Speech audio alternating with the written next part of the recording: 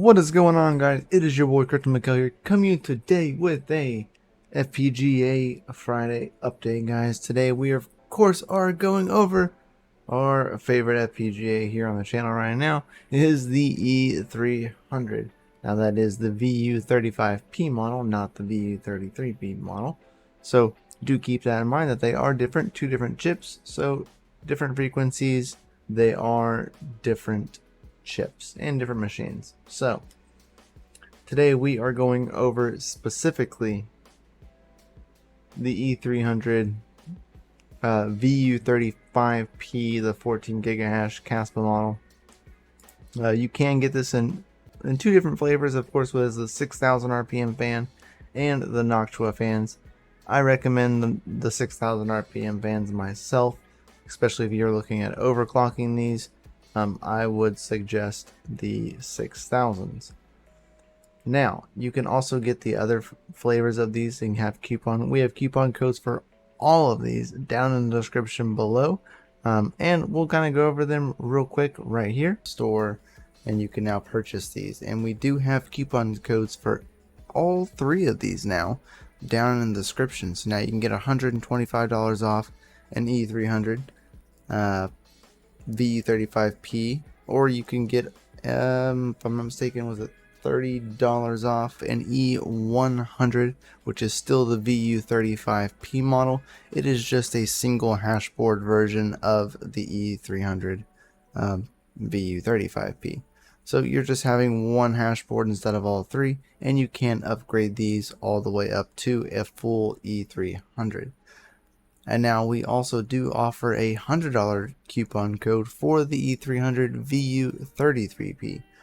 Alright, so now you can go ahead and use the code Mykel100 for $100 off an E300 VU33P, which is around 8.8 gigahashes if you're mining Caspa. These are the same chips that are in the Forest Kitten 33s, the FK33s. Now, we are going to start kind of dive into this.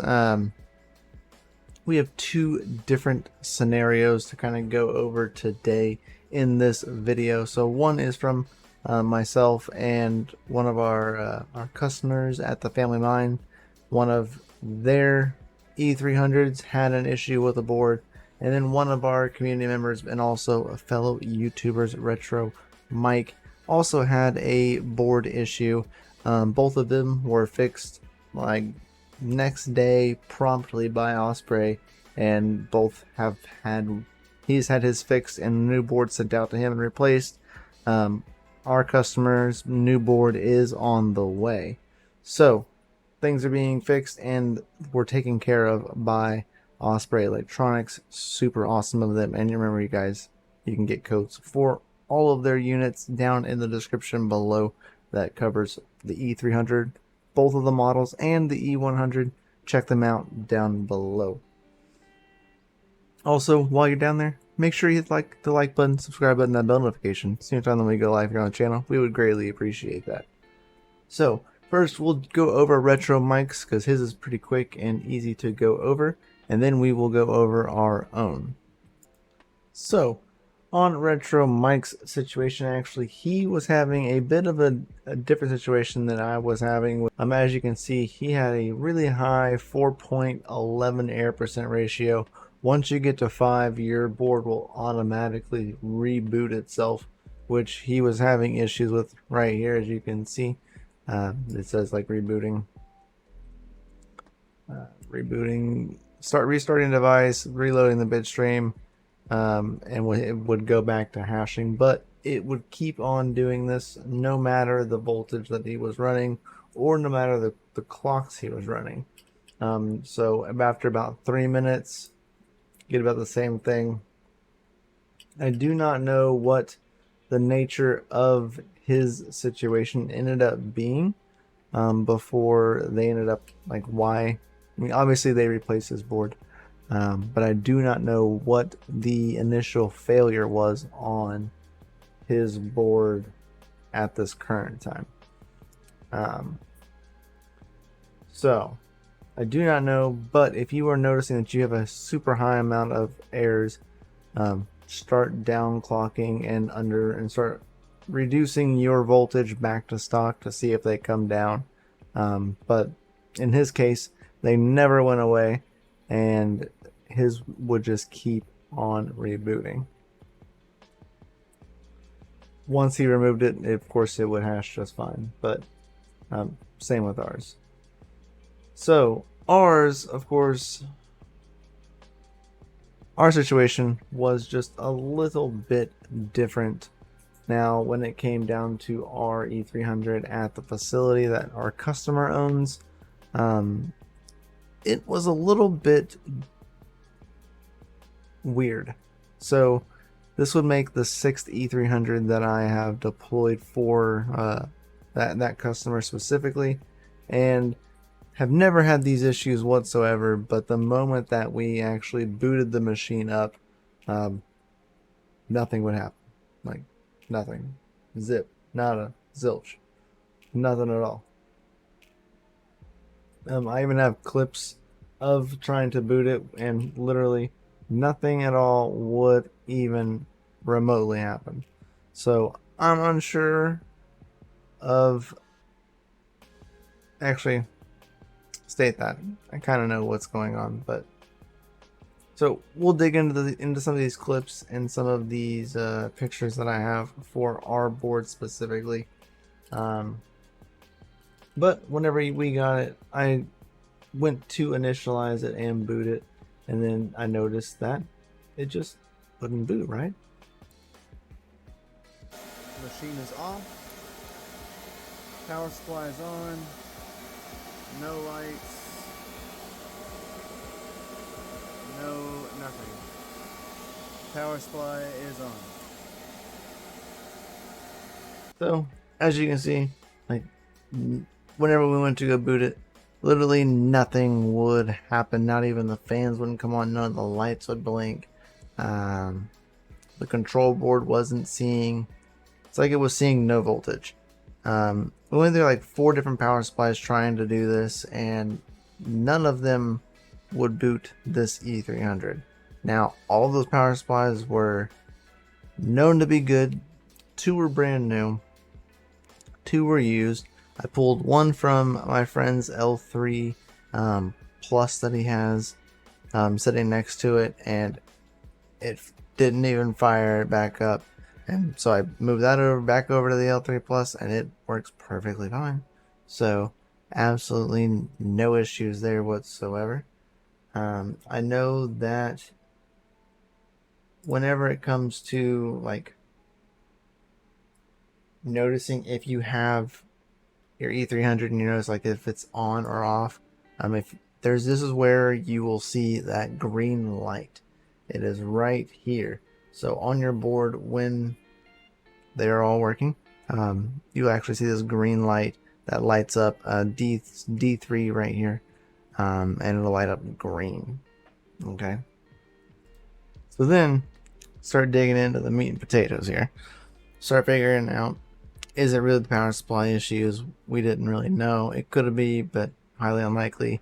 So with the E300 plugged in and using a multimeter, just trying out the plugs inside or on the power supply while the E300 is plugged in, and there are 0 volts coming out of the power supply, which was, of course, not good, right?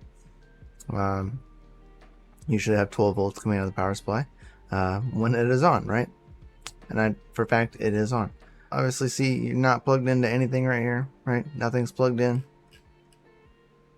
12 volts.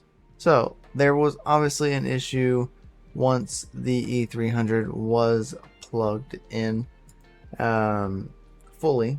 Now, came down to it, I was just starting to run down the testing loops and unplugged everything, all of the control, all of the boards, and only powered the control board. And we got lights. We booted.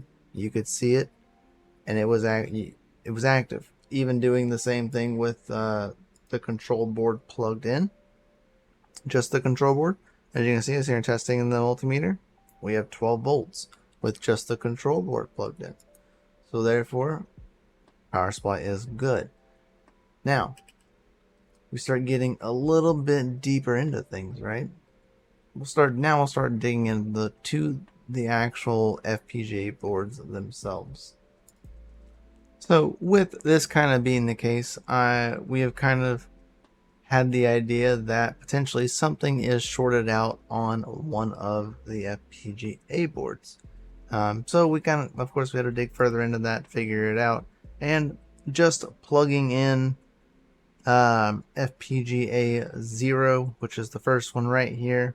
And as you can see right here, that full hash rate, well, as of like stock settings, 0 errors, and of course, it was actually hashing.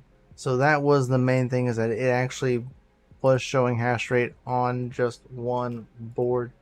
Now we kind of started to dig further into that, and we tried FPGA 0 and FPGA 1. Nothing. So I think we're starting to figure something out here.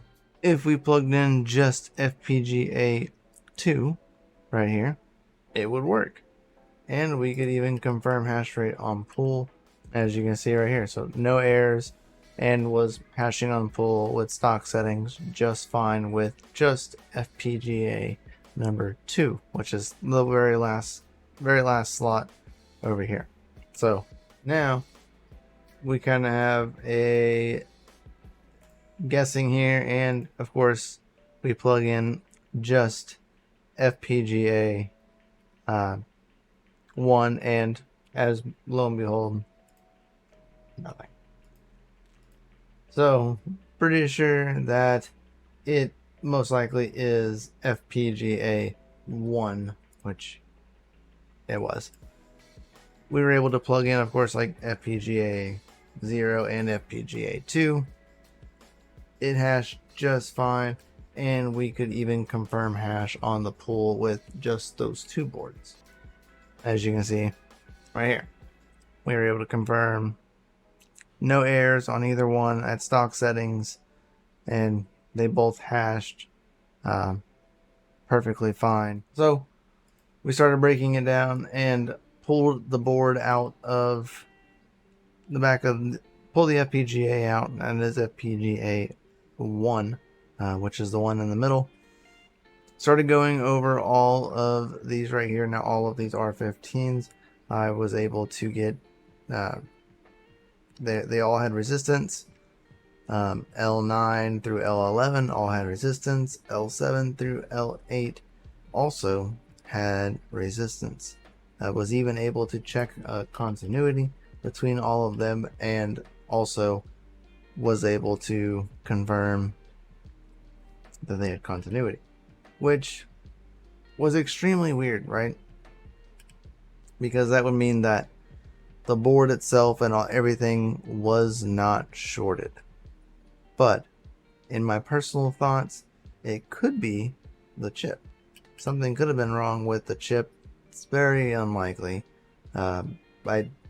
Even when I was talking to them about this and going over this with Flying Panda and awesome Flying Panda, and we were sitting there going over this, and there's been no other reports of this happening, so I'm very curious to know what the final results will be coming into this. Now the final, like I was saying, like way previous, was whenever you're running FPGA, whenever you're running these, you should see green lights on the boards when they're running.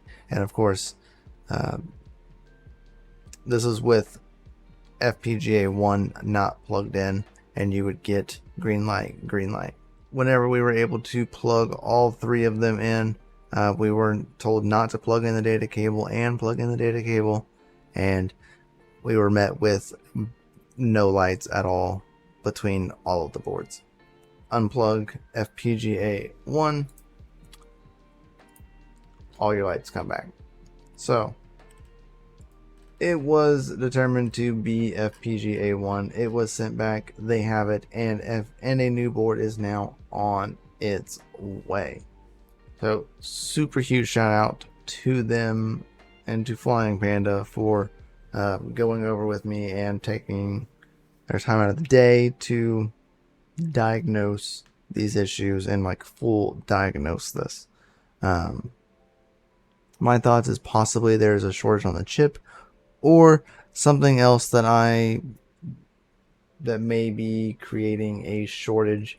Now that would be what would cause the power supply to show 0 voltage while it's plugged in and powered on to the board, would be a short, and it's being backfed back into the power supply, which is causing the power supply not to come on. So whenever it's not plugged in, the flow is perfectly and non-interrupted.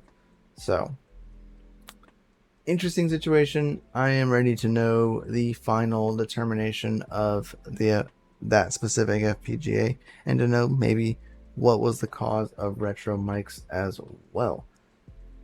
Maybe we'll know here soon. Hopefully we'll have a follow-up video to that, and then we will be receiving the new board here soon and get the last E300 up and running just in time for the immersion tank to come in. Super awesome. Guys, I hope you all stuck with me for this longer winded video and kind of going over my issues that I encountered with an E300 as well as Retro Mike's issue he encountered with an E300. I have not really seen any other issues elsewhere of either one of our situations, so maybe just pure quinky dink. Out of the 6 that our customer ordered, we only had one issue with one board, so I will take that for a win and call it a day. So we'll catch you on the next one, guys. Much love, peace out, stay hashing. We will see you soon. See y'all on FA Friday nights for DCA Adventure. Much love, peace out, stay savage, and keep on mining, guys.